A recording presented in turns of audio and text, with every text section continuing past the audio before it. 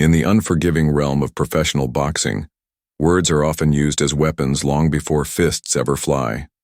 For Naoya Inoue, a stoic and methodical fighter from Japan, known to his fans as the Monster, the verbal barrage hurled his way ahead of his U.S. debut in 2017 was as intense as any physical challenge he had faced in the ring.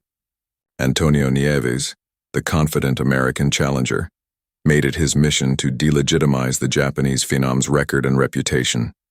With the bravado that often comes with fighting on home soil, Nieves questioned everything from Inoue's size to the caliber of his previous opponents, suggesting that his dominance in Japan hadn't truly been tested on the world stage. He's been fighting in Japan. Has he really been tested? Nieves sneered, his voice oozing skepticism as he doubled down on his doubts. He pointed to Inoue's lower weight class origins, mocking his former status at 108 pounds. "Look, how small he is," he laughed, seemingly unconcerned by the legacy and fear that Inoue carried with him across the Pacific. For Naoya Inoue, these comments weren't merely dismissive, they were personal. He wasn't a man of many words, nor one to court controversy or boast. His career had been built on a foundation of discipline, surgical skill, and unrelenting power. But in the eyes of Nieves, those qualities were buried under the assumption that success in Japan didn't translate to legitimacy in America. But boxing is a sport that punishes underestimation with brutal consequences, and what followed was a ruthless reminder of why Inoue had already been hailed as a generational talent. The setting was Dignity Health Sports Park in California, a venue known for its rich boxing history and passionate crowds.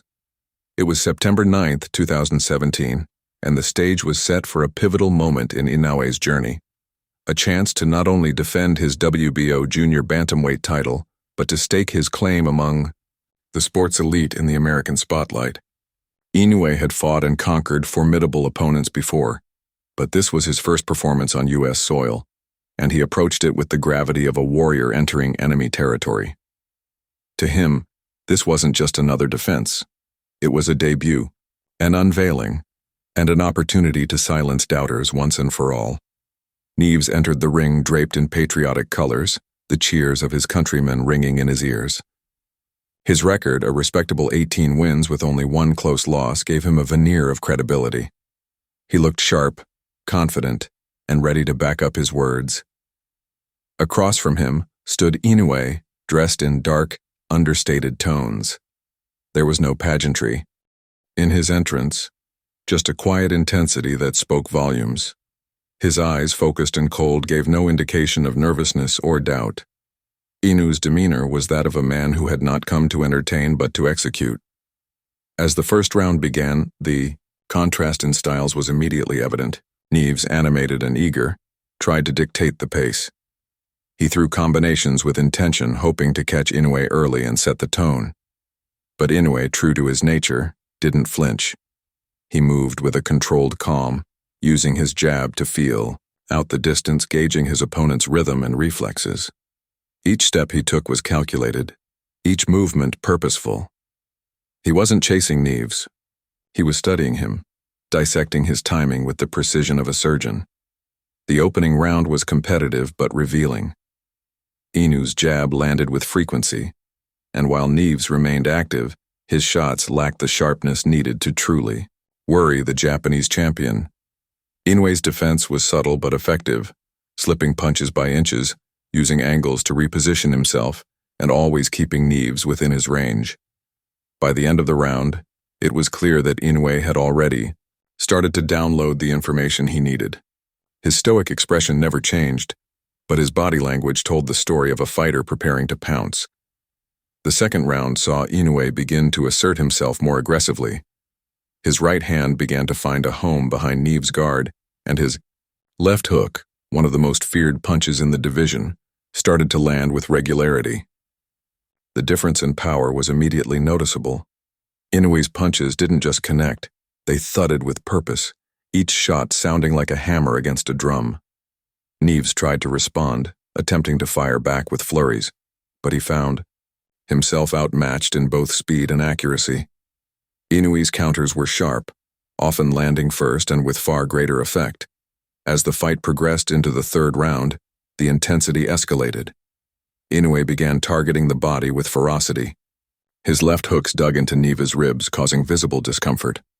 The American's footwork slowed, his breathing grew heavier, and his movement became less fluid. Inoue's combinations were now flowing with rhythm, jab, cross, and hook, all connected by seamless motion. He feinted with precision, drawing reactions from Neves and punishing him for every misstep. The arena, initially vocal in its support for Neves, began to shift. The murmurs of admiration for Inoue's craft grew louder, and the tone of the crowd turned from hopeful to awestruck.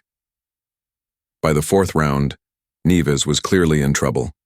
Inoue, sensing the weakness, began to pile on the pressure. He didn't rush recklessly. He stalked his prey with the patience of a seasoned predator. He set traps, baited Neves into overextending, and punished him every time he bit.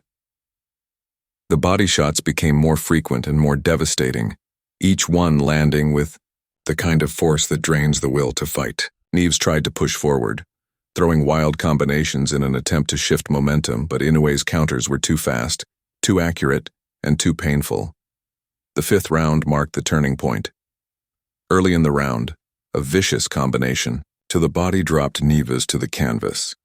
It wasn't the result of a single punch, but the culmination of round after round of sustained punishment. His body simply couldn't take it anymore. He rose, shaking, his face contorted in pain, but the damage was done. Inoue didn't chase a finish. He returned to his methodical approach, breaking down his opponent piece by piece. More body shots followed, each one digging deeper, and it became increasingly clear that Neves was surviving on heart alone. In the sixth round, Inoue took full control. Neves was a shell of the fighter who had entered the ring earlier. His offense was sporadic and ineffective. His defense was porous. Inoue, now in complete command, began to taunt subtly, gesturing, calling Neves forward, as if daring him to land something meaningful. It was a psychological tactic, a message to his opponent and to the world. The so-called small man from Japan was not only powerful but mentally unshakable. Neves tried to oblige, stepping forward and throwing, but each effort only opened him up to more punishment. Inoue's punches landed at will, each one a statement. By the end of the round, the damage was undeniable. Neves's corner had seen enough. The fighter's face was marked by swelling, his movements sluggish, and his posture slouched. There was no path to victory, no hope of a miraculous turnaround. The corner, choosing safety over pride, stopped the fight. The towel came in. The referee waved it off. It was over. Naoya Inoue had made his American debut, and he had done so in spectacular fashion. He had silenced a brash challenger with clinical violence, and in doing so, he had captured the attention of the boxing world. That night, Inoue was not only defending a title, he was asserting his place among the sport's elite. The performance earned him a spot in the pound-for-pound rankings at number 9, and it wasn't because of a resume padded with names. It was because of the way he fought, measured, powerful, and impossibly efficient. But Inoue wasn't satisfied. His next bout, against Yoan Boyo, presented another opportunity to showcase his skills to a global audience. Boyo, a French fighter with a solid record and aspirations of survival, had made it clear that his strategy would be movement and caution. He hoped to avoid the fate of Neves by keeping his distance and limiting exchanges. Inoue, however, was not one to be denied.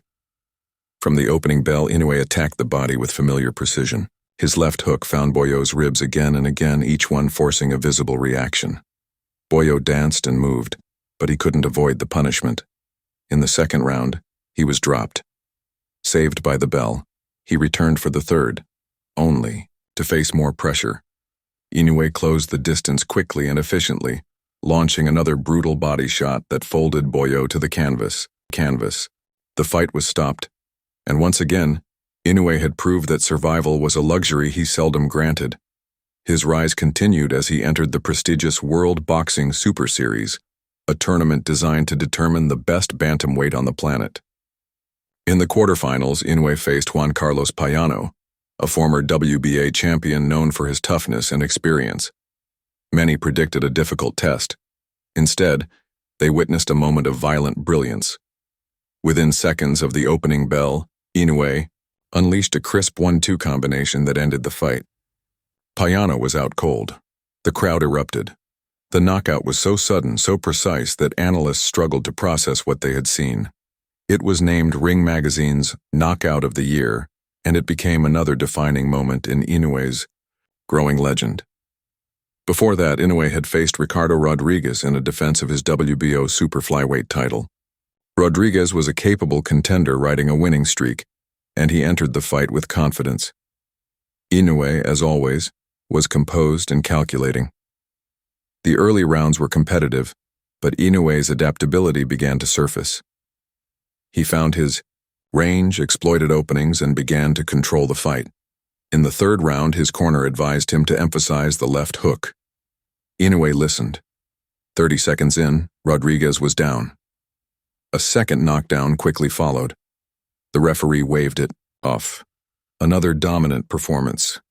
Time and again, Inoue was underestimated. Time and again, he delivered emphatic reminders of his greatness. He wasn't just a hard puncher. He wasn't just a technical marvel. He was the full package, a fighter who could adjust, dismantle, and finish with ruthless efficiency. The narrative that had once questioned his legitimacy was now a distant memory.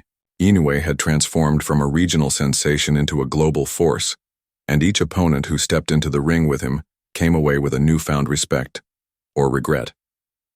Naoya Inoue's journey was more than just a collection of victories. It was a testament to discipline, to resilience, and to the quiet strength that so often accompanies true greatness. Fighters like Neves had scoffed at his past, belittled his accomplishments, and laughed at his size. But in the ring, where reality trumps rhetoric, Inoue spoke the only language that mattered. Every jab, every hook, every knockout was a chapter in a story that could not be denied. And as his legend continued to grow, one truth remained.